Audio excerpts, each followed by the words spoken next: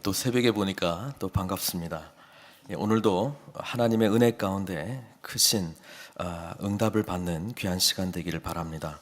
특별히 오늘 요한복음의 말씀은 예수님께서 예루살렘에 이제 올라가셨죠. 다른 세 복음서는 우리 주님께서 갈릴리에서 주로 사역을 하시다가 마지막에 십자가를 지시고 죽으시기 위해서 갈릴리로 올라간 것을 그렇게 기록하고 있습니다만은 요한복음은 처음부터 바로 예루살렘에 올라간 기록이 나타나 있습니다. 우리가 어제 본문을 잠시 기억하자면 제자들이 예수님을 믿었습니다.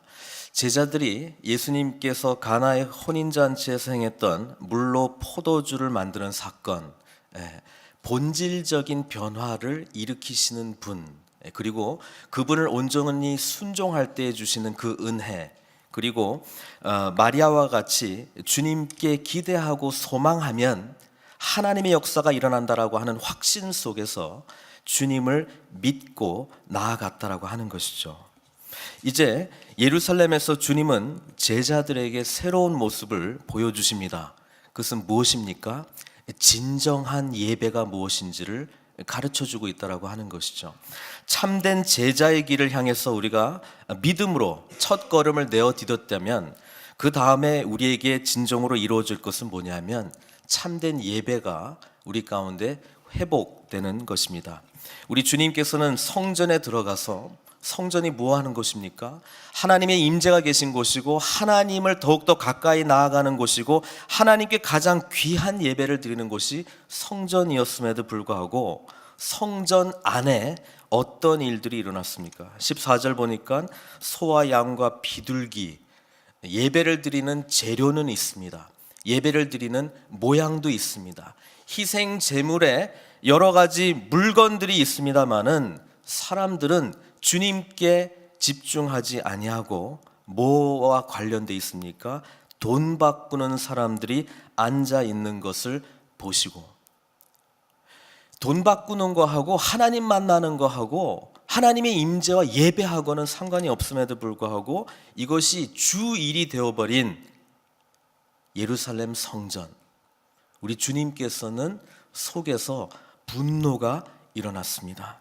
그래서 다윗의 시편에 기록되어 있던 것처럼 주의 집을 위하는 열심, 주의 전을 사모하는 열심이 그를 삼켰도다라고 하는 그 말씀이 생각날 만큼 우리 예수 그리스도 안에서 정말 하나님을 향한 이 열망하는 모습을 바라보지 못한 이 안타까운 세대를 향해서 의분을 표했다라고 하는 것입니다.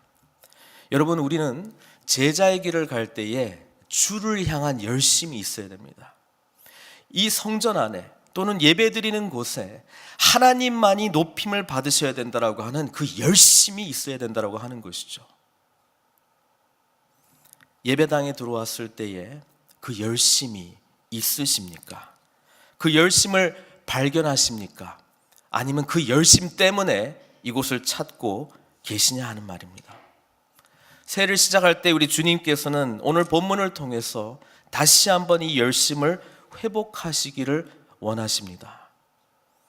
예배드리는 모양과 물건들 집중하지 말고, 또 그것이 오고 가고 하는 뭐 돈 바꾸는 일이라든지 다른 하나님 아닌, 하나님께 집중하는 것 아닌 다른 일들이 우리를 이곳으로 오게 하는 우선순위가 되지 아니하고 오직 주님만을 바라보고 주님만을 예배드리고자 하는 그 열심으로 이 자리를 찾아오시기를 원하시는 것이 우리 주님의 마음이라고 하는 것입니다.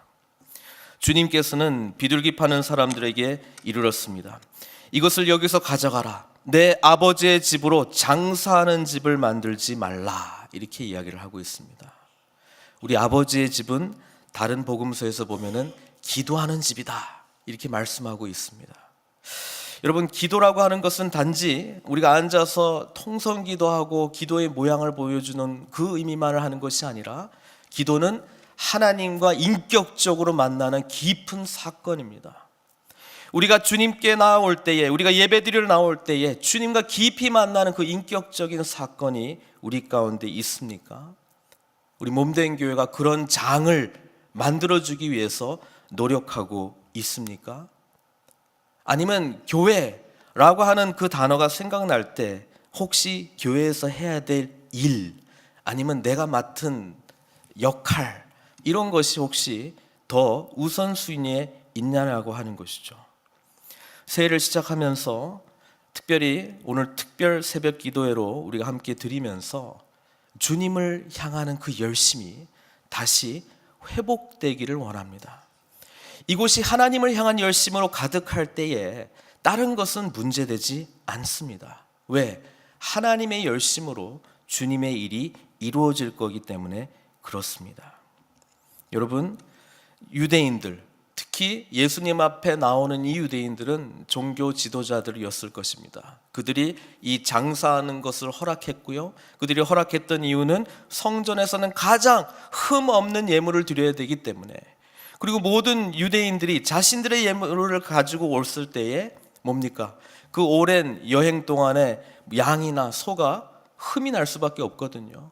그래서 그들은 성전에서 준비된, 우리가 잘 키워왔던 이 양이나 소를 대신 써라, 그리고 돈 주고 파는 겁니다. 또는 편안하게 준비해 올 거 없다, 니네들이 그냥 1년 동안에 뭐 흠없는 이런 어린 양 준비하지 말고 우리가 다 준비해 올 테니까 돈만 들고 와라, 그리고 사서 그냥 하나님께 바치면 이것이 잘 되었다라고 하는 편의주의, 그리고 사람들을 배려하는 듯한 이런 여러 가지 모양들, 그러나 사실은 뭘 위해서 했습니까? 이익을 위해서, 돈을 더 많이 벌기 위해서 그 일을 했다라고 하는 것이죠. 성전의 모양은 시끌벅적하고 마치 부흥이 일어난 것처럼 착각을 보여주는 일들이 일어났다라고 하는 것이죠. 우리 하나님은 그 중에서 신실하게 주님만을 바라보고 진정으로 예배드리는 자를 찾고 계시다는 것입니다. 그런 사람들을 통해서 하나님이 일이 이루어질 것이고, 그런 사람들을 통해서 하나님의 나라는 세워질 것이기 때문에 그렇습니다. 제자들은 이 모든 과정을 지켜봤습니다. 그때 당시에는 이해가 되지 않았지만 나중에 읽어보면은 예수님께서 이 일들을 통해서 뭐예요? 죽으시고 부활하시고 난 이후에 이 사건이 기억이 난 것이죠. 그래서 아하, 주님은 우리 모두가 참된 예배자의 길로 나아가기를 원하셨구나. 주님을 사모하는 그 열심으로 하루하루를 살아가는 진정한 제자의 모습을 원하셨구나, 이렇게 고백할 수 있었다라고 하는 것이죠. 종교 지도자들은 겨우 한다는 이야기가, 너 무슨 권한으로 이 일을 하느냐, 우리에게 표적을 보여라, 그런 이야기를 한다는 것이죠. 언제나 리더의 자리에 갔을 때는 권위의 문제가 제일 중요한 것 같아요. 네가 무슨 권한으로 그걸 하느냐, 이게 최우선 순위의 문제가 되는 것 같아요. 왜? 본인의 리더십을 무시하는 행위이기 때문에 그렇습니다. 영적 리더십은 하나님이 무엇을 원하시는가, 그것을 붙들고 나아가는 것이 진정한 리더십이고요, 하나님께서 가시는 그 길을 향해서 우리가 함께 나아가는 것, 그리고 함께 그 일을 향해서 하나님을 바라보고 주님이 원하시는 것이 이것입니다를 알게 해주는 것, 그게 우리 교회 안에서 필요한 영적 리더십이라고 하는 것이죠. 예수님께서는 이렇게 이야기합니다. 나에게 표적을 원하느냐? 내가 표적을 너에게 주겠다. 이 성전을 헐라, 내가 사흘 동안에 일으키리라. 우리는 이 말씀이 예수님께서 자신의 몸을 두고 하신 것을 잘 알고 있습니다. 그래서 예수님께서 죽으시고 이제 사흘 후에 다시 살아날 것이다 라고 하는 그 메시지를 우리가 잘 알고 있습니다. 근데 유대인들은 뭐라고 그러냐면, 이 성전은 46년 동안의 지었건을 내가 3일 동안에 일으키겠느냐, 이렇게 이야기합니다. 예수님은 자기 자신, 자기 육체에 대해서 말씀하고 있는데 유대인들은 역시 성전에만 관심이 있었습니다. 성전을 유지하는 것, 성전이 계속 세워져 나가는 것, 성전에 사람들이 많이 있는 것, 그거에 관심이 있었습니다. 그러나 성전의 본질, 하나님을 온전히 만나야 되는 예배의 장소로서의 성전, 기도의 장소로서의 성전, 하나님과의 인격적인 만남으로서의 성전은 외면하고 있었다라고 하는 것이죠. 그것이 참 안타까운 일이었습니다. 사실 이 성전은 헤롯 성전입니다. 헤롯 성전은 BC 19년부터 AD 46년에 완공이 됩니다. 그래서 지금 예수님께서 사역을 시작하셨을 때는 아직 한 20년 정도가 더 지나야 이제 완공이 되는 그런 시점이거든요. 이때까지 한 46년 동안이나 지었는데 이걸 어떻게 네가 무너뜨리고 사흘 만에 일으키겠느냐. 저는 이 본문을 보면서 새로운 하나님의 감동을 받았습니다. 그건 뭐냐면 이 성전이라고 했을 때 주님의 몸을 나타난다는 것을 성경은 말하고 있습니다. 근데 우리 고린도전서 3장 16절 보시면 우리 몸도, 예수님을 믿는 우리 몸도 뭐예요?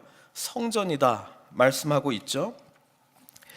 고린도전서 3장 16절에 너희는 너희가 하나님의 성전인 것과 하나님의 성령이 너희 안에 계시는 것을 알지 못하느냐, 이렇게 돼 있습니다.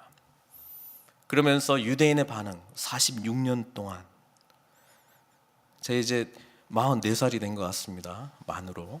여러분, 저는 이 본문을 보면서요 이런 생각이 드는 거예요. 하나님께서는 예수 그리스도를 통해서 자신의 육신의 모습, 자신의 모습이 무너져야 이제 새로운 하나님의 나라가 시작된다는 것을 말씀해 주고 있는데, 저는 이 말씀이 저에게도 또 우리 공동체에게도 이런 말씀으로 들려지는 것 같습니다. 내가 무너져야지만 하나님의 성전이 다시 세워질 수 있다는 것이죠. 내 자신이 그리스도와 함께 죽지 아니하면 그리스도의 부활의 능력을 경험할 수 없다는 이야기입니다. 이것은 제 이야기가 아니고 성경에 나와 있죠. 내가 그리스도와 함께 십자가에 못 박혔나니 이 성전을 헐라. 그런즉 이제는 내가 사는 것이 아니 오직 내 안에 그리스도께서 사는 것이라. 사흘 만에 부활하신 주님께서 우리가 함께 성전을 헐어버리면 다시 주님께서 우리를 다시 살려주시겠다라고 하는 것이 하나님의 약속의 말씀입니다. 이제 내가 육체 가운데 사는 것은 나를 사랑하사 나를 위하여 자기 자신을 버리신 하나님의 아들을 믿는 믿음 안에서 사는 것이라. 우리는 예수님께서 성전이 무너지시고 다시 세워지는 것에 대해서는 감격하고 있는데 정작 성전된 우리들은 무너지지 않으려고 하고 있습니다. 내가 이걸 어떻게 세웠는데 46년이나 걸려서 세운 성전이야. 예수님이 자꾸 나를 무너뜨리려고 그러는 거야. 난 안 무너질 거야. 주님은 무너지시고 내 성전은 계속 스스로 세울 거예요. 이렇게 나가면서 변화를 요구하고 있다는 것이죠. 주님께서 자신의 몸을 찢기시고 무너지셨던 것처럼 우리 스스로도 그리스도의 십자가 앞에서 무너지지 아니하면 주님께서 사흘 만에 세우신 그 부활의 능력으로 세우신 주님의 부활의 몸에 우리는 결코 동참할 수 없습니다. 우리 주님께서 말씀하시죠. 내가 진실로 진실로 너에게 이르노니 한 알의 밀이 땅에 떨어져 죽지 않으면 한 알 그대로 있고 죽으면 많은 열매를 맺느니라. 여러분, 우리가 무너져야 됩니다. 신약적인 용어로서는 우리가 죽어야 된다라고 하는 것이죠. 십자가의 우리 옛 모습이 죽지 아니하면 성령의 열매는 결코 나올 수 없다라고 하는 것이죠.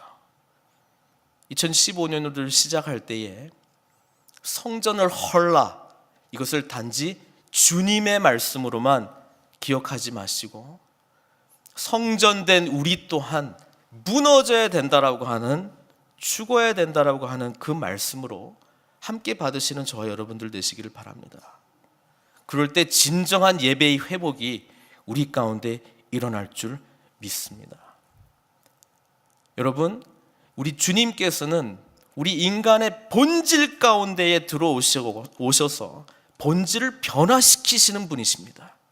근데 우리는 외형적인 46년 동안이나 걸린 이 성전, 내가 만들어 놓은 성전, 나는 예수님이 믿는 성도라면 이렇게 보여야 돼라고 하는 그거 붙들고 혹시 나아가고 있지는 않습니까?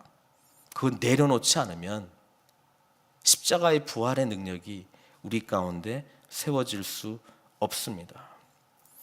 우리가 스스로 세운 이 성전의 벽돌 한 개 한 개를 다 무너뜨려야 주님께서 무너진 이 벽돌들을 다시 붙들고 하나님이 원하시는 하나된 공동체를 다시 완성시킬 수 있다라고 하는 것입니다.